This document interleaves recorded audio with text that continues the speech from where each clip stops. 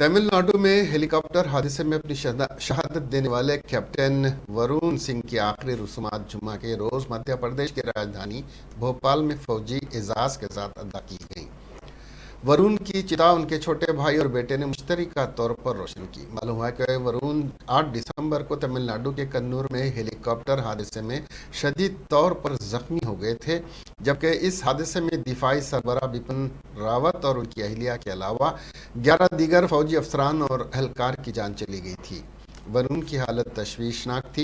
उनका अस्पताल में इलाज चल रहा था, जहां बुध के रोज उन्होंने दम तोड़ दिया। उनका जसद खाकी जुमेरात को भोपाल लाया गया था।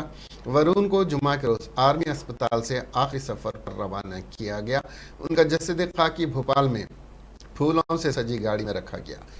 इस आखिरी सफर में लोगों की बड़ी तादाद ने शिरकत की। उनकी आखिरी रसूमात फौजी एजाज के साथ हिड्डेराम मुक्ति धाम में अदा की गई।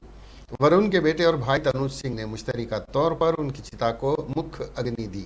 वजीर आला शिवराज सिंह चौहान ने संत हृदय राम मुक्तिधाम पहुंचे और वरुण के अहले खाना से मुलाकात की।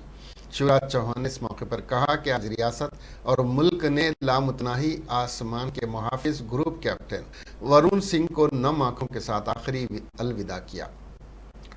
वो हमें छोड़कर नहीं गए बल्कि अमर हो गए हैं। उन्हें फर्ज शनासी, हुब्बुल वतनी और कौम से लगन की वजह से हमेशा याद रखा जाएगा।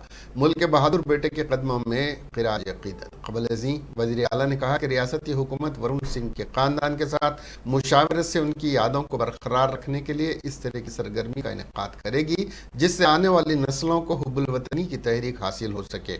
उनके अहले खाना को 1 करोड़ रुपए की रकम बतौर एजाज़ फराहम की जाएगी। इसके साथ ही ख़ानदान के किसी भी फ़र्द को सरकारी मुलाजिमत फराहम करने की तजवीज़ पेश की जाती है, उन्होंने कहा।